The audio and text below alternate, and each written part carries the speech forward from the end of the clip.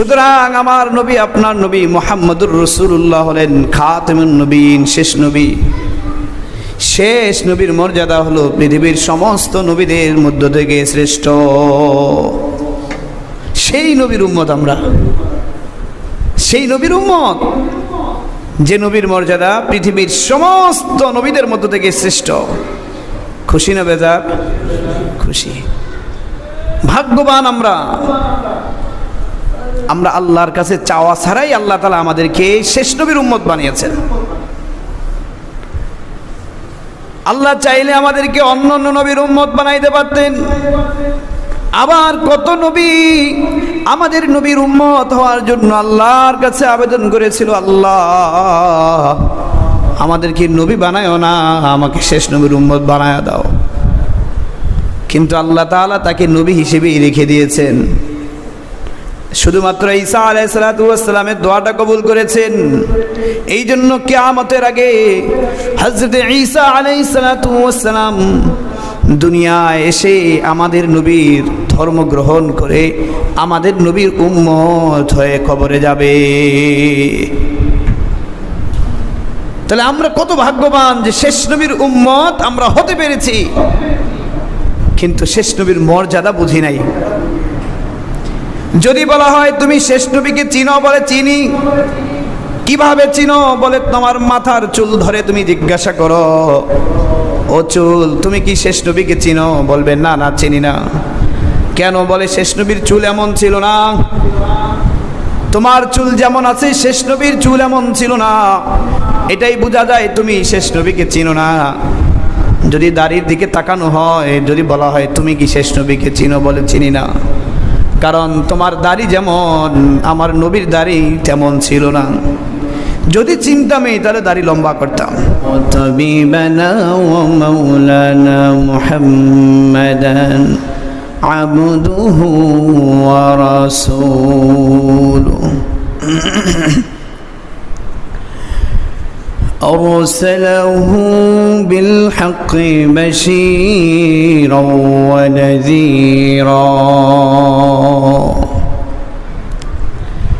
وداعيا إلى الله بإذنه وسراجا منيرا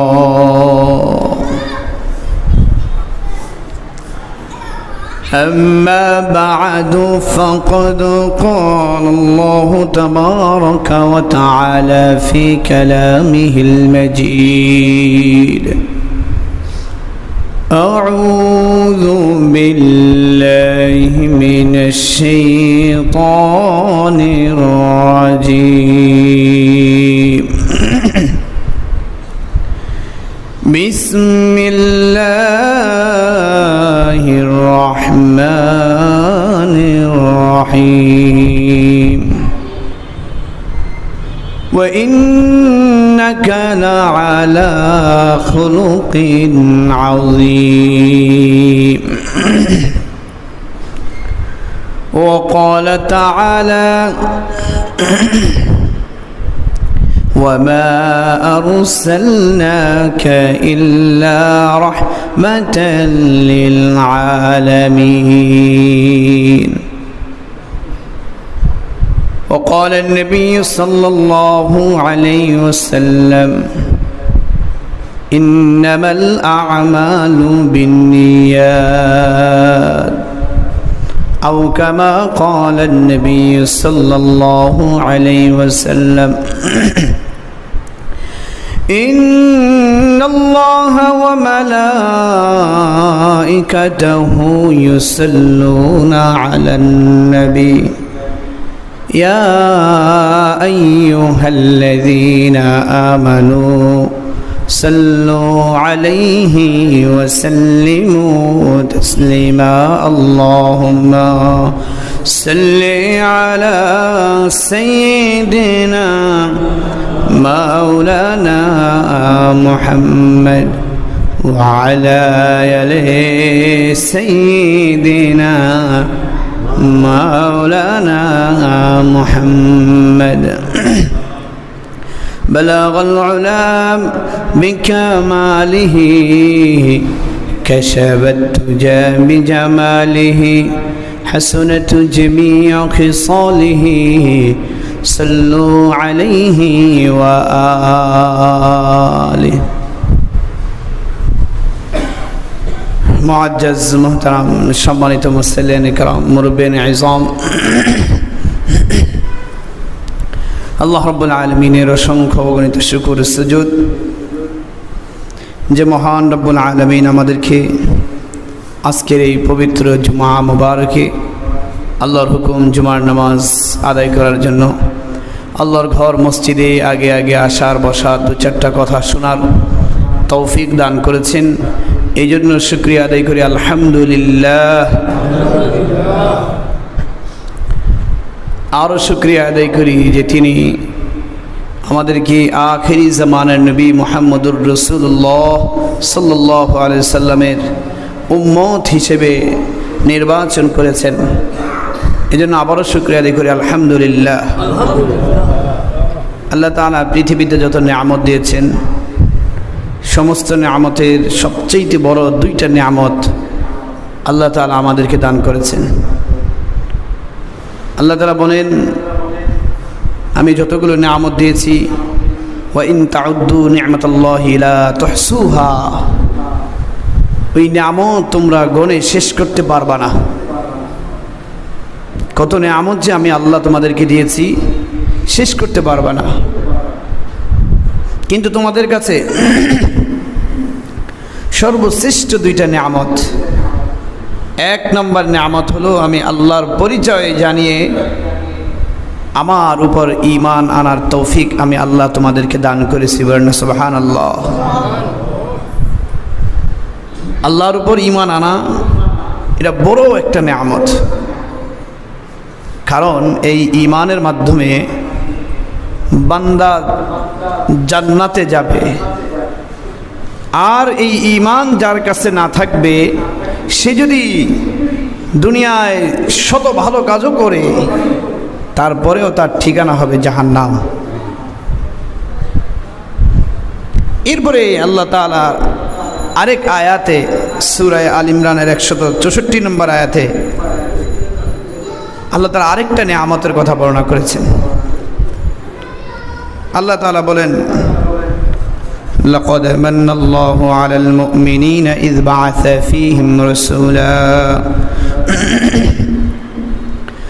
لقد من الله على المؤمنين إذ بعث فيهم رسولا من أنفسهم يتلو عليهم آياته ويزكيهم ويعلمهم الكتاب والحكمة وإن كانوا من قبل لفي ضلال مبين।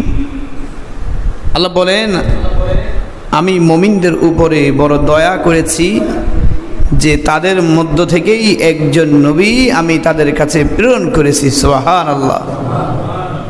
তাহলে আল্লাহ তাআলা আমাদেরকে শেষ নবী দিয়েছেন, এটা আমাদের জন্য বড় একটা নিয়ামত। আল্লাহ বলেন, আমি এই নবী তাদেরকে দিয়ে আমি তাদের প্রতি দয়া করেছি। সুতরাং আল্লাহ তাআলা যদি চাইতেন আমাদেরকে শেষ নবীর উম্মত না বানায়া মুসার উম্মত বানাইতে পারতেন। আল্লাহ তাআলা যদি চাইতেন আমাদেরকে শেষ নবীর উম্মত না বানায়া ইব্রাহিম আলাইহিস সালাতু ওয়াস সালামের উম্মত বানাইতে পারতেন। কিন্তু মুসা আলাইহিস সালাতু ওয়াস সালামের উম্মতের দাম আর আমাদের দাম অনেক পার্থক্য আছে, অনেক পার্থক্য।